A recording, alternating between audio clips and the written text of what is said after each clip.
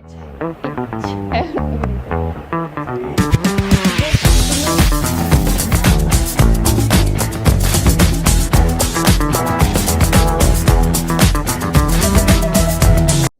everyone and welcome back to the latest episode of a podcast, Let's Talk Shop, wherein we get an opportunity to interact with various industry leaders. I am Gurleen Kaur Bedi, your host for today, and today we are in conversation with Mr. Pawanjot Singh, who is a co-founder of user experience design firm Brewex. Mr. Singh is an entrepreneur and has a very strong freelancing career and has created various seamless experience projects. Thank you, sir, for taking out your time and having a talk with us. To start with, I would like to ask, in 2016, you started your own design startup and focused much on Atmanirbharta and entrepreneurship, which today's designers are seeking a lot. So from your perspective, what career guideline should these designers follow to have the same trajectory in their career? Thank you so much, first of all, for having me here.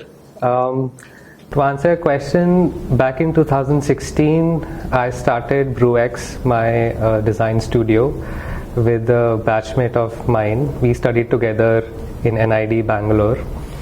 But this idea of entrepreneurship was in my mind from much before. When I joined my first company, Career Launcher, at that time I saw people around me who were part of that entrepreneurship journey, who are doing their own things, they're taking a lot of work that they wanted to do there on their own. So I could see that entrepreneurship spirit in them. And when I post-graduated as a designer, I joined Myntra as a full-time designer. At that time, I experienced the startup culture. I could see everybody hustling, everybody taking ownership of their project or the product that they're working on. And that ignited the spark in me to take up entrepreneurship whenever I'll get a chance to. And in 2016, I got a chance to work and collaborate with my batchmate, and we started Brewex. It was just two of us. We started out with the project that we were doing. So at that time, I had quit Myntra and I was freelancing. So I had a project in hand. He was based out of Ahmedabad and he had a couple of projects. So we just started very small with these 3 projects. But the idea was certainly not to think small, but to think big. And one reason for taking up this entrepreneurship path is that we felt that we can do much more as entrepreneurs. We can create more value for the design community, for the product community, for the industry in general than we could do if we were probably working in a company or in an organization as a designer. So my advice for designers who want to take up this path is that first, whatever project or whatever idea that they have, they really need to own it up. They have to have that sense of ownership. I think that's very critical, that's very important if you want to do any business or any idea that you have. You have to have the willpower to take it forward. A lot of times you would feel as an entrepreneur that you're probably not doing enough or things are not working for you. But the idea is to keep moving forward, to keep pushing yourself. And another advice I would have for designers is that it's not easy to have or start your own studio or have your own business, but it's not impossible. So if they really have the will, if they really have the strong intent to do it, I think they can definitely make it. Nice. So you have seen people hustling in the industry and you started your startup with just 2 people. Yes. So there might be a lot of challenges which you faced during your journey. So some unique challenges which you would like to share with us so that the designers like us might get some learnings out of it. Okay. So while I had a lot of challenges, I would say some of those challenges didn't seem that big, especially because one major factor that I feel that worked in our favor was because it was 2 of us. So one advice that I would have for everybody is to, if they can start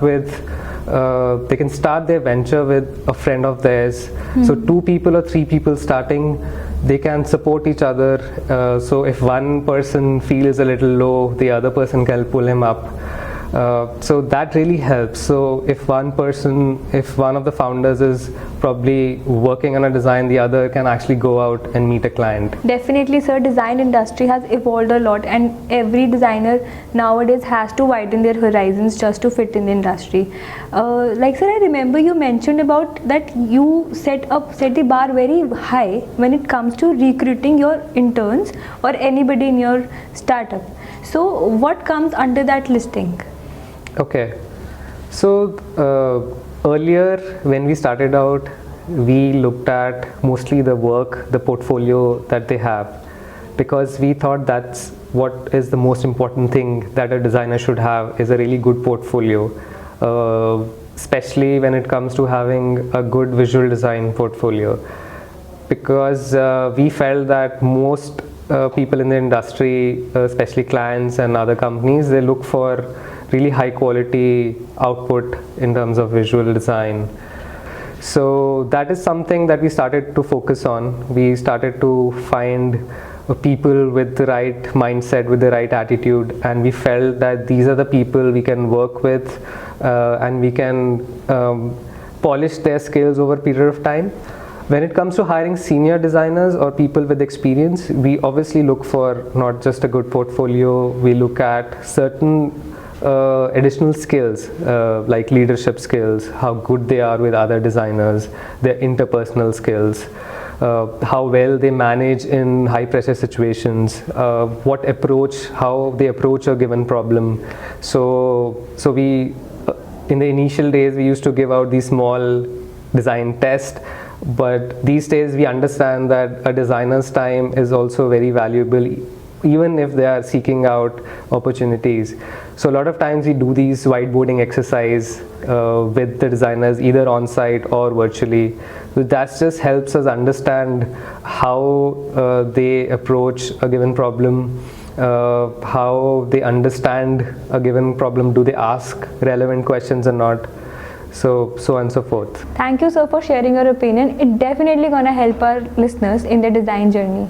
For more updates on Chitkara Design School and information on events and workshops, make sure you follow Chitkara Design School on Instagram, LinkedIn and Facebook. And to watch more design-driven content, you can jump onto the YouTube channel and don't forget to hit the subscribe button.